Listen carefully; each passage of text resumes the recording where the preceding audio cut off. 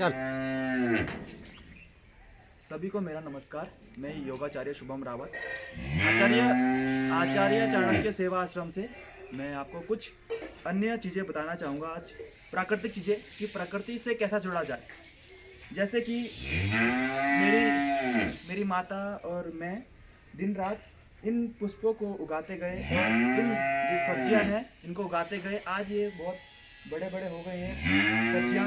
जैसे कि मेरी माता और मैंने ये लहसुन उगाई। ये लहसुन के बहुत सारे फ़ायदे हैं। आप अगर इसे सुबह सुबह खाएंगे तो लहसुन द्वारा आपका स्वास्थ्य एकदम स्वस्थ रहेगा, आपके शरीर में गर्मी रहेगी और आपको कोई बीमारी उत्पन्न नहीं होगी। और जैसे आप ये देख पा रहे हैं, हमने यहाँ मूली का भी उत्पादन किया है। हमने मूली उगाई है। तो इस मूली द्वारा मतलब जैसे भी आपको कोई आजकल कई प्रकार की समस्याएं उत्पन्न होती हैं, जैसे डायबिटीज हो गया या कई अन्य प्रकार की चीज़ें होगी, उसमें हम ये मूली का सेवन कर सकते हैं। ये मूली, उसके बाद हमने ये प्याज की पौध उगाई।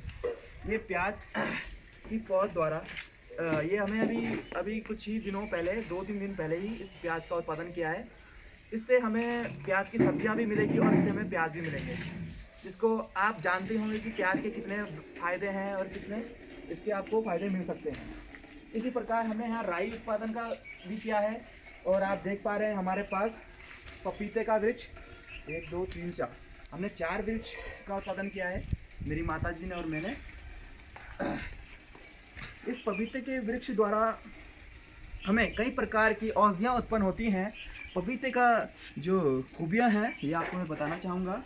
जो पपीता होता है उसे खाने से डायबिटीज़ वालों के लिए बहुत लाभकारी होता है। और इसकी जो छाल होती है, ये इस छाल को अगर आप पानी में, गर्म पानी में खाएंगे तो यह आपकी इम्यूनिटी पावर को ही बढ़ाता है। जैसे डेंगू हो गया जिसको, या आजकल कोरोना हो गया, उसमें भी इस छाल को हम दे सकते हैं। और जैसे हम गिलोई का वृक्ष अभी हमने उत्पादन नहीं किया है, बट अभी धीरे धीरे हम उसको भी लाएंगे, गिलोई और नीम को। गिलोई भी आपके शरीर के लिए बहुत लाभकारी है। गिलोई के वृक्ष द्वारा आपको इम्यूनिटी पावर, आपकी शारीरिक क्षमता को बढ़ाता है। तो इस प्रकार आप अन्य पौधे अपने घरों पे लगा सकते हैं। इस प्रकार हमने छोटे छोटे पौधे यहाँ पर उगाए हैं, वैसे आप भी लगा सकते हैं। और हम आपको एक और चीज़ बताना चाहेंगे।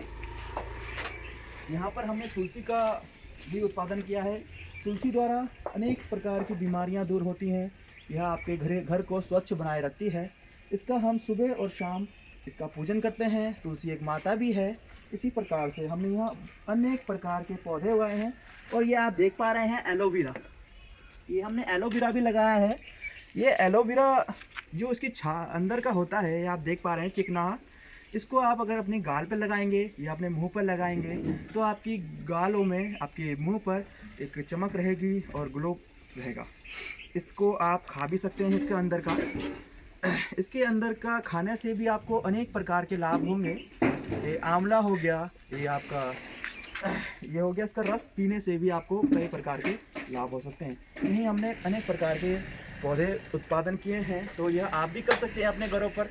ये मत सोचिए कि हम पर कितनी जगह है। आप छोटी सी जगह में भी, आप पर जितना भी है, आप उतना उसका पूरा उपयोग कीजिए और प्रकृति से जुड़िए। क्योंकि आजकल लोग प्रकृति से दूर भागते जा रहे हैं और हमें इस प्रकृति से जुड़े रहना है। आप देख पा रहे थे, आपने लास्ट समय देखा होगा, लास्ट ईयर 2020 में, और अभी भी चल रहा है कोरोना का काल। तो कोरोना काल में आपका कौन साथ रहा? प्रकृति साथ रही। जिसके पास अनाज रहा वही स्वस्थ रहा और वही अपने घरों पर रहा, उनको कोई दिक्कत ही नहीं हुई। आपको पता है, अगर हम कितना भी पैसा कमा लें, अगर हम प्रकृति से जुड़े नहीं हैं तो हम कभी भी स्वस्थ नहीं रह सकते। तो हमें इसी प्रकार अनेक प्रकार से स्वस्थ रहने के लिए हमें ऐसे कदम उठाने होंगे।